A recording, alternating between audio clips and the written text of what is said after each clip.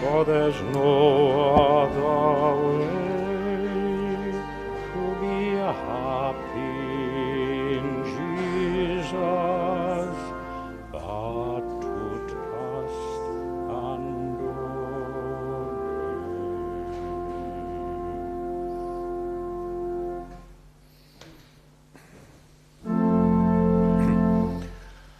Ein roddion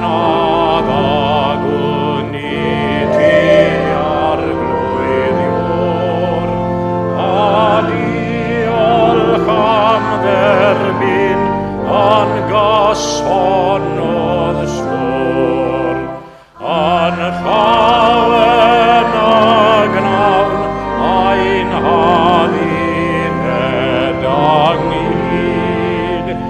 iddwyn ein castiolaeth, I ti anabid.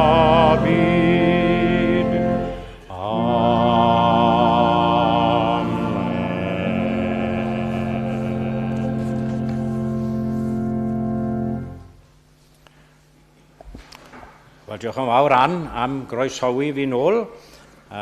Fel maen nhw'n dweud, it's nice to go away and it's nice to come home as well, ond dwi, hyfryd I fod nôl. Felly, fe ganwn ni gyda'n gilydd, 710, 710. Ffefryn gan lawer, yn gwybod, llawer o'ch chi'n cofio canu hwn yn yr ysgol, siwr o fod. Arglwydd Iesu, dysgu'n gerdded drwy y byd yn ôl dy droed. Chollodd neb y ffordd i'r nefoedd wrth dy ganlyn di erioed. Mae yn olau, ond cael gweld y wyneb di. Dysgu'n siarad yn fwy nefol, fel preswylwyr pyr y wlad. Dysgu'n feddwl fel yr angel yn fwy annwyl am fy nhad. Wedi'r dysgu, ti gair mawl ar enw byth, 710.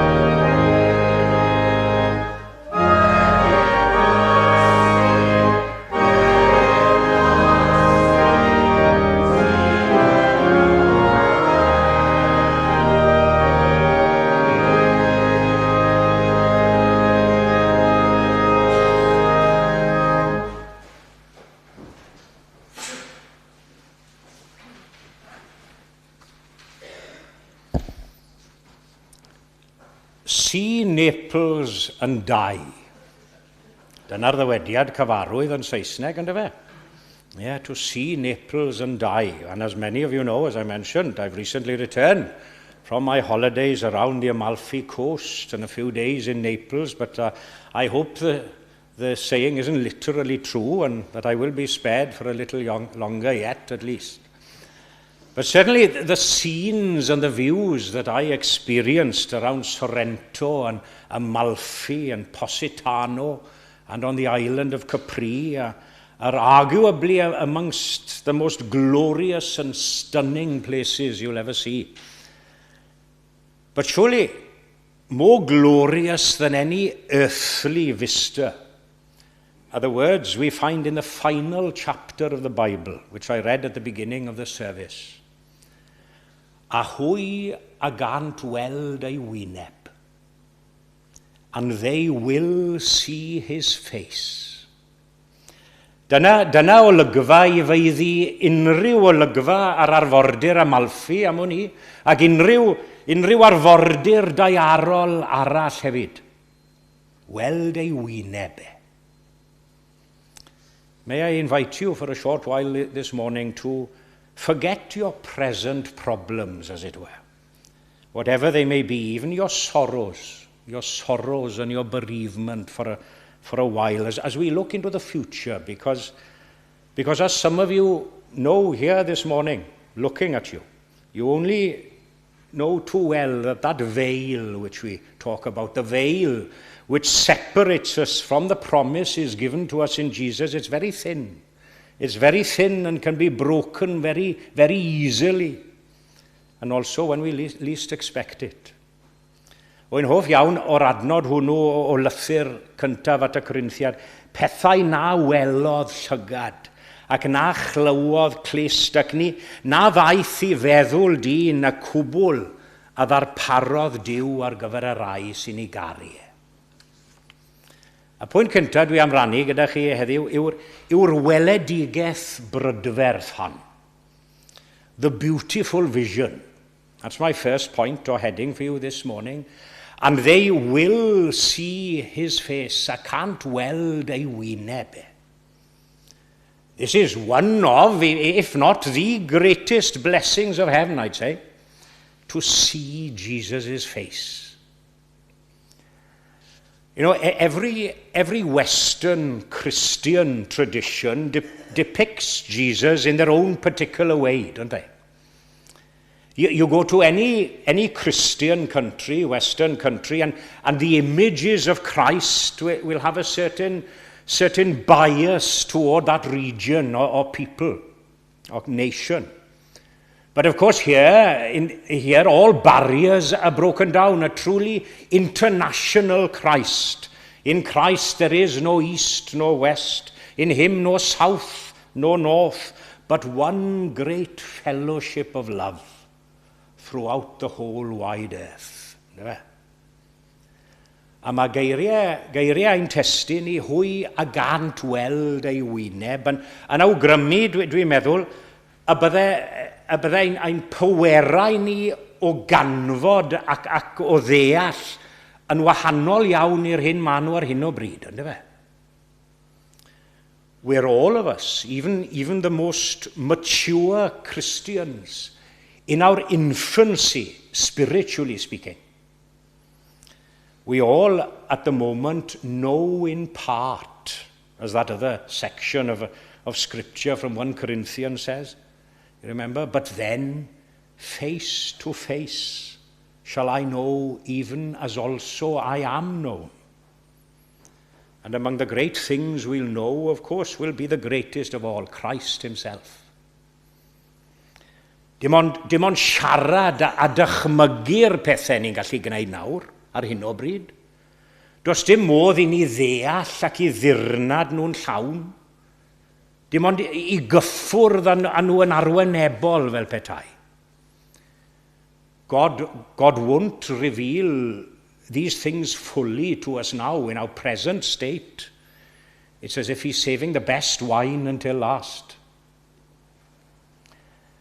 You know, an old local minister in Swansea, whenever he touched on deep theological and doctrinal issues, he'd always try to skate over it and say, well, there we are, we leave it there for now because we won't know for certain this side of eternity.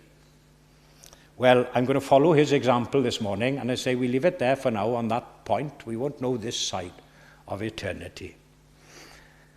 Ac yn yn ail, I symud mlaen yn ail, ar ôl ystyried y weledigaeth brydferth hon, yw I sôn am eglurdeb, y gloiwder y weledigaeth honno. The clearness and transparency of the vision, which will be. That's my second point for you this morning. Now, I've already quoted from that great chapter on love from 1 Corinthians 13. And you remember, I'm sure the words, for now we see through a glass darkly. Or as it says in a number of the newer, more up-to-date modern translations, now we only see puzzling reflections in a mirror. I like that. Puzzling reflections in a mirror, but then we shall see face to face. Nawr, wy'n siŵr bod rai ohonoch chi yn eistedd yma yn eich seddau y bore yma wedi chael un anodd falle I ddyrchafu ac I godi eich golygon tua phethau nefolaidd arallfydol gan fod cymaint o bethau bydol eraill yn llenwi'ch meddyliau chi, poeni chi. How can you see and appreciate the beauty of this vision without any clouds when life throws such challenging and upsetting situations toward you at time? What about the people of Gaza and Ukraine and Sudan, to mention only a few places this morning? Do they see the beauty of this vision? And what about in our own lives at times? Work problems, stresses, strains at work sometimes. Family and relationship issues. Financial difficulties perhaps. Sickness, bereavement. You may well feel that your body and mind and soul are out of kilter with any kind of devotion and clear vision of this beauty that's talked about here. But of course, these words, they're not referring to the here and now. The former things are past, according to these words. Ni bydd nos mwyach. There will be no more night. Medda'r adnod, ac ni bydd angen arnynt na golau lamp, na golau hael, oherwydd bydd yr arglwydd ddiw yn ei goleuo. His face will be the more clearer because there's nothing to detract or distract us from him. Of course, you know, it's our love and obsession at times, obsession of worldly things, are the main cause of us not knowing and appreciating so much about spiritual things at times. It's because we love this, that, and the other so much that we see so little of Christ in our lives in the world. O cae fy llygaid, rag i'n gweld pleserau gwag y byd, ac i mi wyro byth oddi ar dy lwybrau gwerthfawr drud. Because, you know, even those who consciously try to learn the truth of God, we're all of us to some degree or other at least, biased and influenced by worldly things. There's a deflection in our vision, as the verse said about the distortion or puzzling reflections in a mirror. So we see the appearance rather than the reality of the truth of God. Ond yna, of course, yna, maes o law. Bydd pob rhagfar na agogwydd tuag at un ffordd neu'r llall yn cael ei dileu. Ac yna'n olaf y bore yma, wedi ystyried y weledigaeth hon, gloiwder y weledigaeth. Y trydydd pwynt dwi am adael gyda chi yw'r fraint arbennig yma. a fraint arbennig wrth dderbyn y weledigaeth.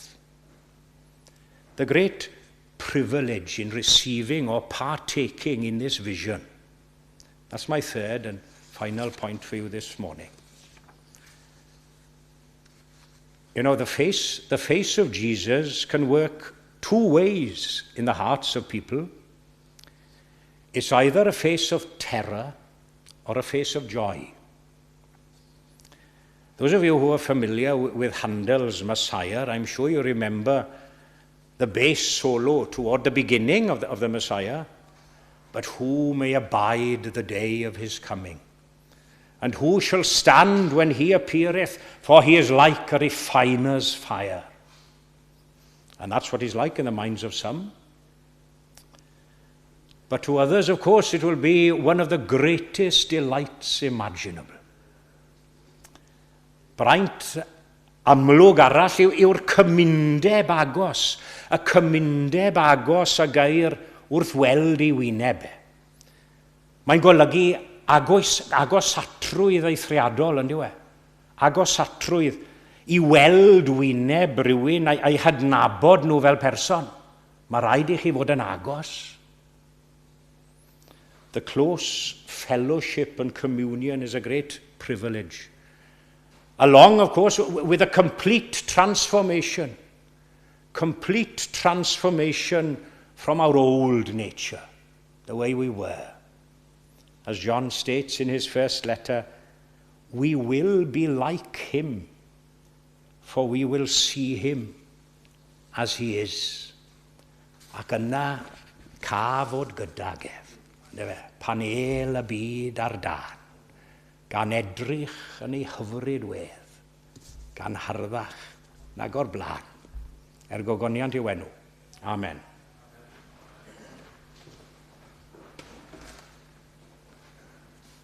Ac fe ganwn ni, gyda'n gilydd, I ddyweddu ein hoedfa foreol, gan ddiolch eto I Paul am ei wasanaeth wrth yr organ. O fenaid, can, mawr ha yr arglwydd yw, bydd lawen ynddo, dywaredwr yw, yn erthol I o'r wnaeth bethau mawr I mair, am iddi gredu yn ei sanctaidd air. 433, 433.